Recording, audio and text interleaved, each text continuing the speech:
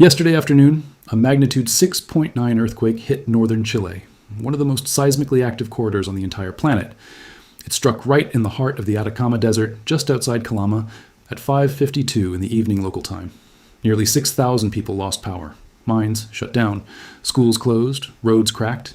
And yet, as of right now, not a single person is dead. Not one confirmed injury. That number is almost hard to believe for a quake this size. So today I want to break down exactly what happened, why the damage was so limited, and what this event is quietly telling us about where we're headed.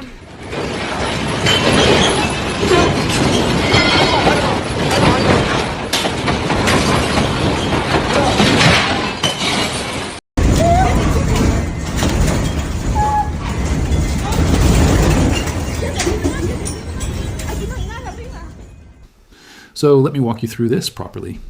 The earthquake hit on May 25th, 2026, 5:52 p.m. local time in Chile, which is about 9:52 p.m. UTC. The USGS recorded it at magnitude 6.9. The epicenter was roughly 29 kilometers northeast of Calama, in the Antofagasta region. And here's a detail that actually matters a lot, which I'll come back to. The depth was 109 kilometers. That's not shallow. That's what seismologists call an intermediate depth event. Shaking was felt across a huge swath of northern Chile, Arica, Tarapacá, Antofagasta, even the Atacama region further south. People in southern Peru felt it too. Tacna, Moquegua, Arequipa. Reports came in from all of those places.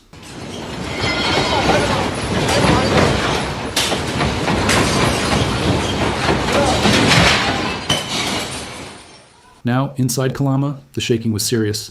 Intensity reached around MMI6. That's the kind of shaking where things fall off shelves, people lose their footing, and buildings visibly sway. There are videos circulating from a gym in Calama. You can hear the reaction in the room, see the walls moving, and it's not subtle. This felt like a big earthquake to the people inside it.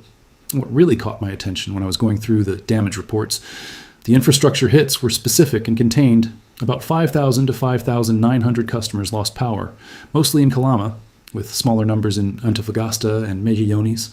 Water supply was briefly interrupted. Minor landslides blocked some roads and production zones. In Tocopilla, there were cracks reported in residential homes. Near San Pedro de Atacama, rockfalls came down in the Rio Grande sector. Some roads, including Ruta 1, had minor material detachments.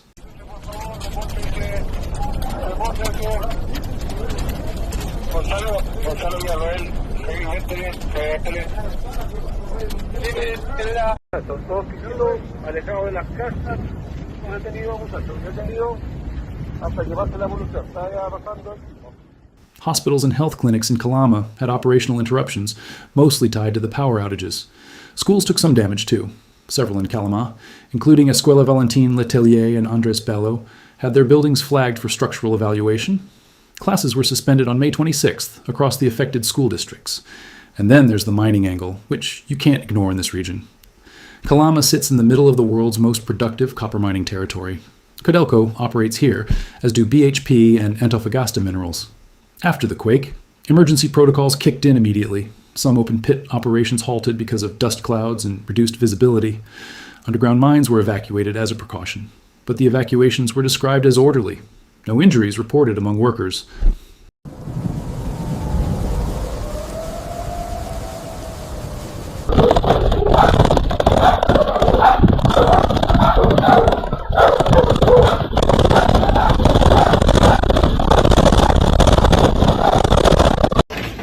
Temblor de 6.9 en Calama, Chile.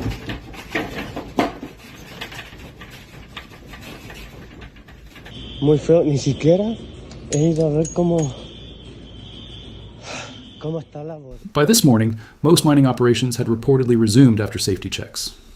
Codelco and others confirmed limited long-term impact. The short-term production loss is still being calculated, but early signals are that it's manageable. Chile's National Seismological Center at the University of Chile confirmed the 6.9 magnitude at roughly 20 kilometers northeast of Calama. Senapred, Chile's national disaster agency, put out a statement through Regional Director Ricardo Munizaga. No injuries, no major emergencies, landslides in some production zones, power and water disruptions in Calama, but no tsunami risk. That last part was confirmed by SHOA, Chile's Hydrographic and Oceanographic Service, no threat to coastal areas. USGS issued a pager green alert, their lowest tier. meaning expected casualties and economic losses are minimal. GDACS, the Global Disaster Alert System, also rated this event overall green.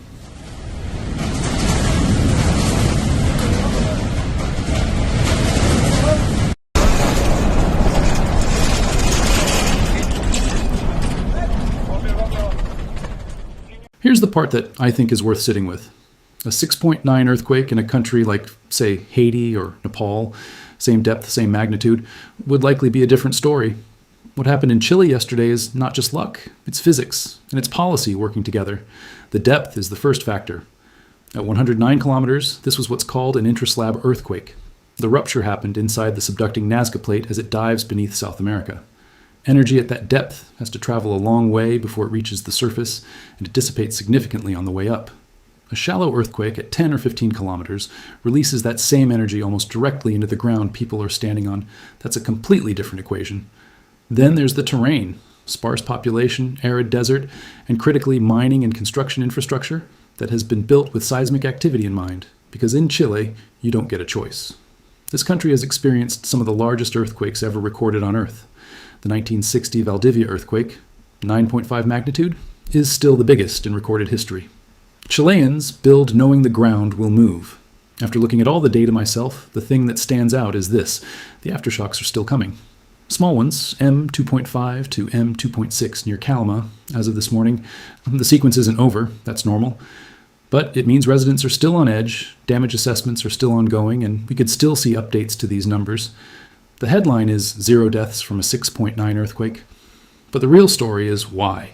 Depth, preparedness, and decades of building codes forged by necessity. Not every region hit by quakes this size is that lucky or that prepared. The Atacama isn't done moving. Neither is the Ring of Fire. If you want to stay across events like this as they develop, subscribe. I cover breaking geophysical events the moment the data is solid. Drop a comment if you felt this one, or if you're following the aftershock sequence. I'll have updates as damage assessments come in.